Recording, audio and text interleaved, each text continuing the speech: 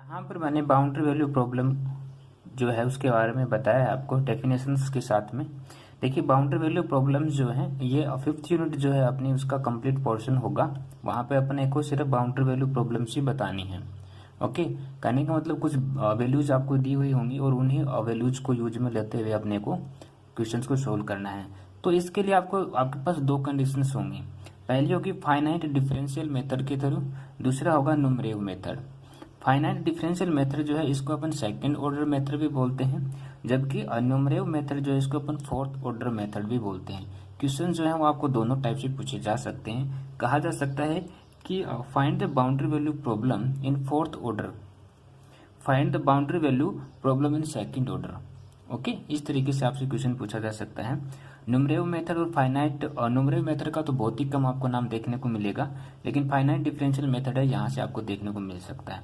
तो देखिए होता क्या है बाउंड्री वैल्यू प्रॉब्लम बीवीपी, जहां पर आपको बीवीपी मिले उसका मतलब क्या है कि वहां पर बाउंड्री वैल्यू प्रॉब्लम्स हैं, मतलब उसका जो फुल फॉर्म है वो क्या होगा, बाउंड्री वैल्यू प्रॉब्लम जो है वो होने वाला है।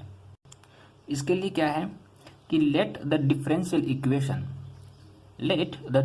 इक्वेशन माना कि कोई एक डिफरेंशियल इक्वेशन है y double dash equal to function X Y Y dash with one of the following condition is called BVP. अगर ये डिफरेंशियल इक्वेशन इन चार में से किसी भी एक कंडीशंस को सेटिस्फाई करेगी तो वो क्या होगी, बाउंड्री वैल्यू प्रॉब्लम्स होगी। ओके, पहली कंडीशंस क्या है, यदि y a equal to capital A अगर हो किसी फंक्शन में तो y b equal to capital B होगा। अगर इसका अवकलन किसी फंक्शन p के बराबर है तो इसका अवकलन भी किसी फंक्शन p के q के बराबर होगा। यहाँ पे जो डैश है ये एक बार के अवकलन को डिनोट करता है। ओके, तीसरी कंडीशन क्या है कि कंडीशन फर्स्ट और कंडीशन सेकंड का जो योग है Y A plus Y dash B equal to ये किसी फंक्शन के बराबर होगा जिसे अपन ने अल्फा माना है, और इन दोनों का जो योग है वो किसी फंक्शन बीटा के बराबर होगा। ओके, इसी प्रकार अपन बोल सकते हैं कि हम एक फंक्शन ले जैसे alpha one Y A plus alpha two Y dash A, यानी कि इनका कोई भी एक फंक्शन इन दोनों के योग के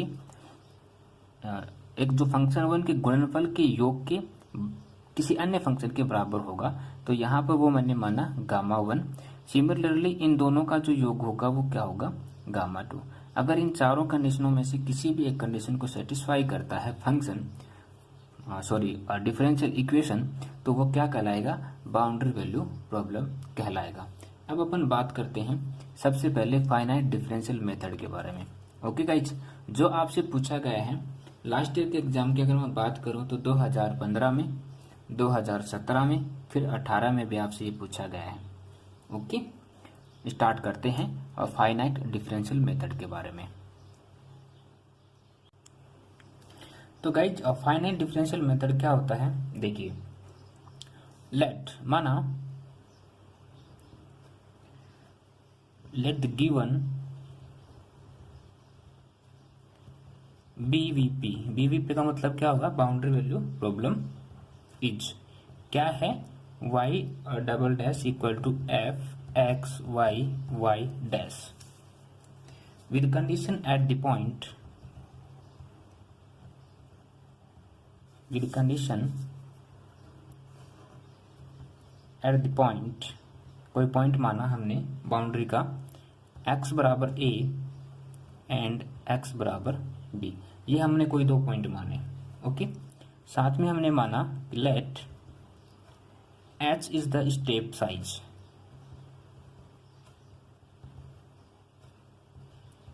स्टेप साइज मतलब h की दूरी पर है कोई चीजें, तो then x minus h is less than equal x is greater than equal x plus h। तो x का जो मान है वो इसके बड़ा या बराबर होगा और इससे छोटा या इसके बराबर हो सकता है। ये वाली कंडीशंस हमें याद रखनी है। ओके, सो गाइज हमें इन चीज़ों को प्रूव करने के लिए एक छोटी सी चीज़ है जिसे अपन बोलते हैं टेलर सीरीज मेथड। ओके, वो क्या होता है, now using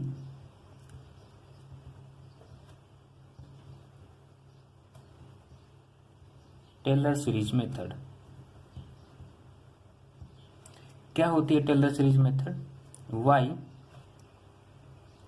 x plus H equal to Y X plus H Y dash X plus H square by factorial two Y double dash X plus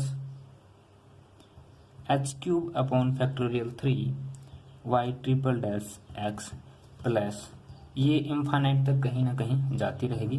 इसको हमने नाम देते हैं इक्वेशन नंबर फर्स्ट। ठीक है। सिमिलरली अगर ये प्लस है, क्योंकि हम यहाँ पर जो लिमिट्स है वो कहाँ तक लेके जा रहे हैं, प्लस और माइनस तक लेके जा रहे हैं, तो अगर प्लस के लिए ये होगी तो इसी प्रकार माइनस के लिए भी एक फंक्शन होगा। तो माइनस के लिए क्या फंक्शन होगा वो देखना जरा, minus H Y dash X. अब यहाँ पे प्लस होगा H square by factorial two Y double dash X, फिर यहाँ माइनस होगा H cube upon factorial 3 Y triple dash X, फिर यहाँ प्लस होगा और चौथी कोई कंडीशंस आएगी इनफाइनाइट तक। मतलब एच की जो वैल्यू है वो एक हायर ऑर्डर तक जा सकती है। ओके, प्लस माइनस का आपको ध्यान रखना है टेलर सीरीज में। अब गाइज हमने क्या किया, इक्वेशन नंबर फर्स्ट उठाई using equation first.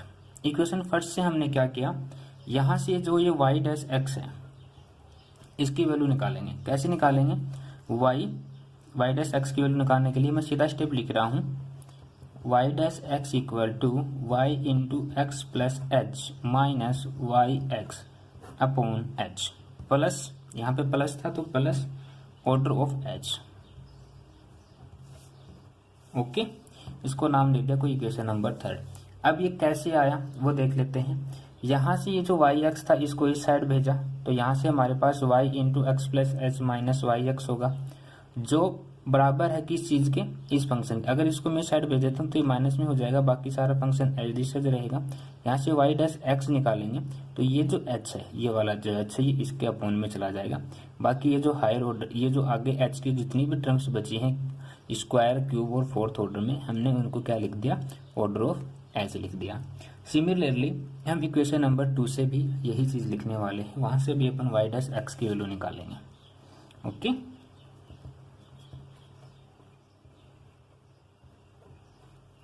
From equation 2 Y dash X equal to, अब यहाँ पे देखना ये वैल्यू माइनस में है तो ये पूरा फंक्शन हमें किस चीज में मिलेगा, माइनस में मिलेगा। x minus H plus Y into X upon H plus order of H. इसको मैं नाम दे दिया कोई इक्वेशन नंबर फोर्थ। हमारी जो इक्वेशन नंबर फर्स्ट थी और इक्वेशन नंबर सेकंड थी उसको अपन क्या करेंगे, एक बार ऐड करेंगे और एक बार सब्सट्रैक्ट करेंगे, एक बार जोड़ देंगे और एक बार उसको घटा देंगे। नाउ फर्स्ट हम क्या करें, adding equation first and second. जब हम उनको ऐड करेंगे तो हमारे पास एक वैल्यू आएगी Y X plus H plus Y X minus H, ये तो एल एच एस हो गया उसका। आर एच एस में क्या बचेगा अपने पास, H square Y double dash X plus 2h की पावर 4 वाई की पावर 2 2 4 इंटू एक्स, यहाँ पे फैक्टोरियल 4। इस प्रकार ये टर्म्स जो आगे चलती रहेगी। ओके, तो यहाँ से अपन इस वैल्यू की, यहाँ से अपन वाई डबल डैश एक्स की वैल्यू निकालेंगे। ओके, वो क्या आएगी, यहाँ से देखेंगे Y X plus H plus Y X minus H minus 2y into X upon, यहाँ ये जो एच था ये एच स्क्वायर इसके नीचे, और जो है वो order of H square. Methods को ढंग से समझ लेना क्योंकि आगे जो एग्जाम्पल होंगे वो इन्हीं मेथड्स पर होने वाले हैं। आपको एग्जाम के अंदर या तो नहीं दोनों ही देखने को मिलेंगे। मतलब अगर आपको पैटर्न पता है तो आप एग्जाम्पल कर सकते हैं, अगर आपको पैटर्न नहीं पता है तो फिर आप एग्जाम्पल भी नहीं कर पाएंगे, थोड़ी सी दिक्कत होगी उसमें। हालांकि रट्टा वट्टा मार लोगे तो निकल जाएगा काम, ऐसी कोई बात नहीं है। पर अगर आपको मेथड पता है तो फिर कैसा भी किसी भी टाइप का क्वेश्चन आ जाए आप कर सकते हो, है ना। नेक्स्ट अपन क्या करेंगे, now subtract equation first and second. Okay, यहाँ पर हमने क्या किया था, इक्वेशन फर्स्ट और सेकंड को ऐड किया था। अब अपन क्या कर रहे हैं, उनको घटा रहे हैं। घटाने के बाद हमें क्या मिलेगा, y x plus H minus Y into X minus H बराबर 2h y डैश एक्स। यहाँ पे आपको स्टेप करके बतानी है, वो मैं डायरेक्ट बता रहा हूँ आपको। 2/3 y triple dash X plus 2/5 h की पावर 5 y की पावर 5 इंटू एक्स। एक चीज यहाँ पे ध्यान रखना, यहाँ पर क्यूब है तो यहाँ पर भी y की पावर 3 होगी, यानी कि y का 3 बार अवकलन होगा। यहाँ पर फिफ्थ का मतलब है कि y का मतलब जो फंक्शन था हमारे पास y उसका 5 बार अवकलन हो रहा है। ओके, y होगा कोई फंक्शन, फिर y डैश, फिर y डबल डैश, फिर ट्रिपल डैश, फिर फोर्थ, फिर फिफ्थ, इस तरीके से। ओके, और ये कंडीशन आगे तक चलती जाएगी। यहाँ से अगर आप इसको थोड़ा सा सोल्व करते हैं तो हमारे पास यहाँ से y डैश एक्स की वैल्यू आएगी, वो क्या आएगी, y into X plus H minus Y into X minus H upon 2h। साथ में ये भी बचेगा ऑर्डर ऑफ एच क्यूब। यहाँ पे एक स्क्वायर नहीं, अब की बार क्यूब है तो order of H cube. Okay, तो हमने यहाँ पे इसको नाम दे देते हैं इक्वेशन नंबर 5 हो जाएगी शायद ये, है ना, और ये हो जाएगी इक्वेशन नंबर 6। ओके, जरूरत पड़ेगी तो देखते हैं इनका। अब हमें क्या करना है कि हमने माना लेट एक्स जे कोई डायरेक्शन है equal to A plus J into H, किसी डायरेक्शन के अंदर। देन क्या होगा, x not equal to A होगा, और अगर ऐसा होगा तो x plus X H equal to B भी होगा। नाउ वी टेक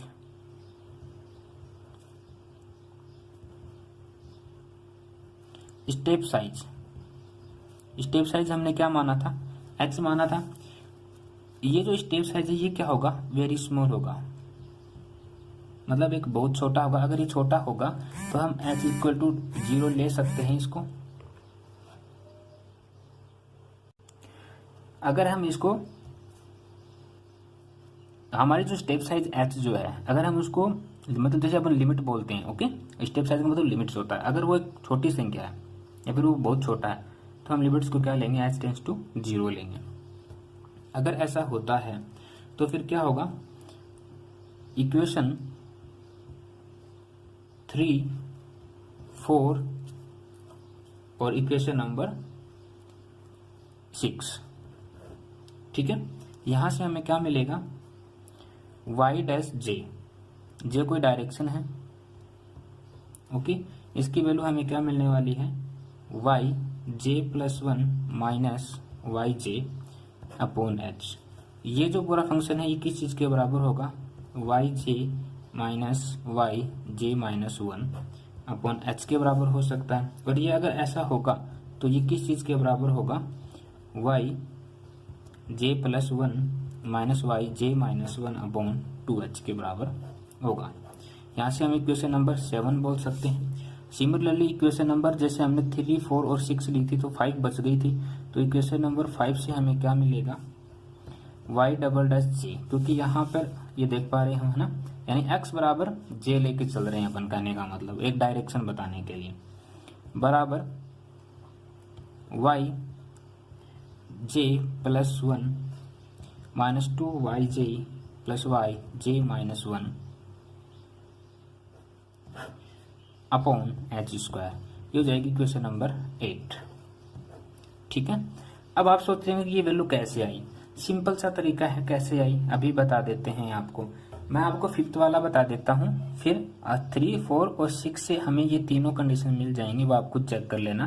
मैं आपको 5th वाला बताता हूँ। ओके, इसके लिए हमें चलना पड़ेगा इक्वेशन नंबर 5 के पास में।